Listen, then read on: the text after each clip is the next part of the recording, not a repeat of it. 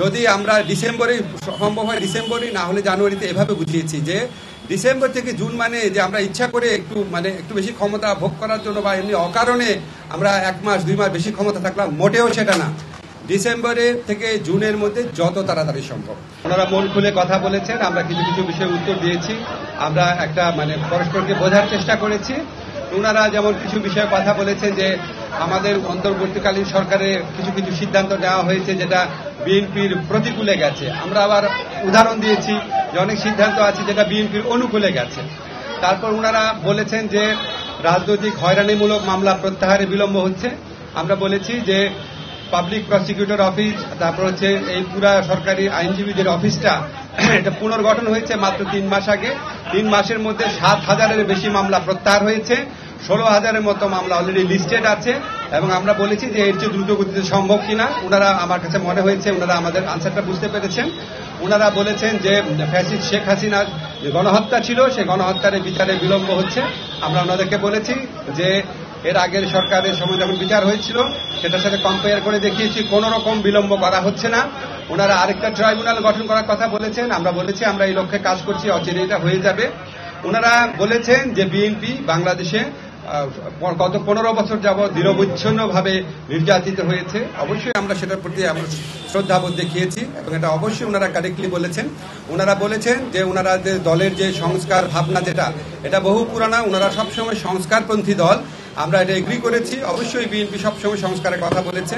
সবচেয়ে বড় কথা বিএনপি আমাদের এই বিভিন্ন যে সংস্কারের জন্য গঠিত বিভিন্ন কমিশন আছে, বিশেষ করে ঐক্যমত্য কমিশনের যে প্রস্তাবাবলী আছে সেটা ক্ষেত্রে বিএনপি অত্যন্ত পজিটিভ এবং ইতিবাচক একটা রেসপন্স দেখিয়েছে। তারা বলেছে যে তারা এই 2-3 দিনের মধ্যে ঐক্যমত কমিশনের সাথে মিটিংয়ে বসছে এবং অধিকাংশ সংস্কার প্রস্তাবের সাথে তারা ঐক্যমত পোষণ করে এবং জুলাই চার্টার খুব দ্রুত প্রণীত হয়ে যাবে, এটা তারাও আমাদেরকে আশ্বাস দিয়েছে। আমাদের কাছে মনে হয়েছে বিএনপি সংস্কারের ব্যাপারে অত্যন্ত আন্তরিক।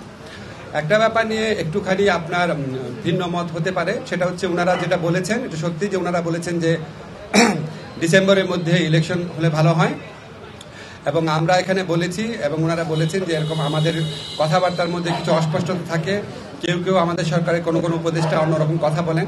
আমরা এটা ক্যাটাগরিক্যালি বলেছি যে যেটাই বলুক না কেন আমাদের প্রধান উপদেষ্টা জাতির উদ্দেশ্যে দেওয়া ভাষণে বারবার যেটা রিপিট করেছেন সেটাই দলের অবস্থান। সেখান থেকে অন্য কেউ যদি বেফাস কথা বা অন্যরকম নিজস্ব বিবেচনা প্রসূত কথা বলেন সেটাতে তারা যেন বিভ্রান্ত না হন।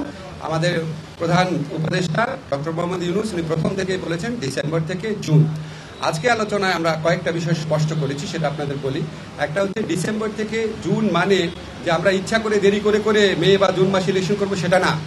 ডিসেম্বর থেকে জুন মানে হচ্ছে ডিসেম্বর থেকে জুনের মধ্যে যত তাড়াতাড়ি সম্ভব। যদি আমরা ডিসেম্বরে সম্ভব হয় ডিসেম্বরে না হলে জানুয়ারিতে এভাবে বুঝিয়েছি যে ডিসেম্বর থেকে জুন মানে যে আমরা ইচ্ছা করে একটু বেশি ক্ষমতা ভোগ করার জন্য বা এমনি অকারণে আমরা 1 মাস 2 মাস বেশি ক্ষমতা থাকলাম, মোটেও সেটা না। ডিসেম্বরের থেকে জুনের মধ্যে যত তাড়াতাড়ি সম্ভব। এখন ওনারা একটু জানতে চেয়েছে যে সংস্কার যদি হয়ে যায় এত দেরি করার মানে কি আছে। আমরা ব্যাখ্যা করে বুঝিয়েছি জুলাই চার্টার প্রণীত হলেও যে প্রয়োজনীয় আইনগত ব্যবস্থা নীতিগত ব্যবস্থা সেগুলি গ্রহণ করতে মাঝে মাঝে সময় লাগে। যেমন একটা এক্সাম্পল দিয়ে বলেছি যে ডিজিটাল সুরক্ষা আইন, এটা আমরা 23 বার ড্রাফট করেছি বিভিন্ন অংশীজনের মতামত নেওয়ার জন্য এবং বেশ কয়েক মাস সময় লেগেছে। সেজন্য আমরা বলছি আমরা তো পিন পয়েন্ট করতে পারবো না জুলাই চার্টার পরিণত হওয়ার পর কোন আইনটা কতদিনে হয়ে যাবে, কারণ আমরা তো অংশীজনের সাথে কথা বলবো, ব্রড কনসালটেশনের ভিত্তিতে করবো। আরেকটা বিষয় আমরা বলেছি যে আমাদের তো একটা জনগণের তো একটা আকাঙ্ক্ষা আছে যেন আমরা বিচার করে যাই। আজকে বাংলাদেশে এত হাজারের বেশি তরুণ জীবন দিয়েছে আর প্রায় 50-60 হাজার মানুষ আপনার শারীরিকভাবে পার্মানেন্টলি ক্ষতিগ্রস্ত হয়েছে, চোখ হারিয়েছে। তাদের যে বিচারের যে দাবি এটা তো এই গণ অভ্যুত্থানের অন্যতম প্রধান আকাঙ্ক্ষা আছে। তা আমরা যদি কোনো বিচার না করে যাই, কোনো বিচার না করে আমরা যদি ইলেকশন দিই আমরা মানুষের কাছে এবং নিজের কাছে জবাব দেব কিভাবে? ফলে শুধু ইলেকশনটা সংস্কার নির্বাচন ইলেকশনের ব্যাপারটা সংস্কার বিচার এবং আমাদের সরকারের গৃহীত কিছু পদক্ষেপের উপর নির্ভর করে, এই জন্যই ডিসেম্বর থেকে জুন টাইমলাইনটা বলা হয়।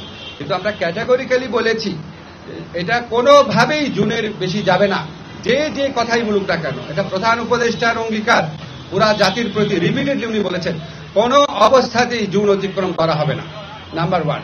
নাম্বার 2 হচ্ছে ডিসেম্বর থেকে জুন মানে হচ্ছে ডিসেম্বর থেকে জুন, বাট এর মধ্যে যত তাড়াতাড়ি সম্ভব অযথা কালক্ষেপণের বিন্দু মাত্র চেষ্টা আমাদের মধ্যে থাকবে না। নাম্বার 3 হচ্ছে যতটা সম্ভব সংস্কার আমরা করে যেতে চাই। বিএনপির মহাসচিব এটা বলার অবশ্যই অধিকার আছে। একটা আলোচনা থেকে একজন একভাবে পারসিভ করে, আরেকজন আরেকভাবে পারসিভ করে। আমার কাছে ওনাদেরকে দেখে হ্যাপি লেগেছে। যখন আমাদের ডায়লগটা শেষ হয়েছে মনে হয়েছে ওনাদের মনে যে প্রশ্ন ছিল এগুলো অনেক কিছু উত্তর ওনারা পেয়েছেন। আমার কাছে এটা মনে হয়েছে, ফখরুল ভাইয়ের কাছে অন্যরকম মনে হতে পারে।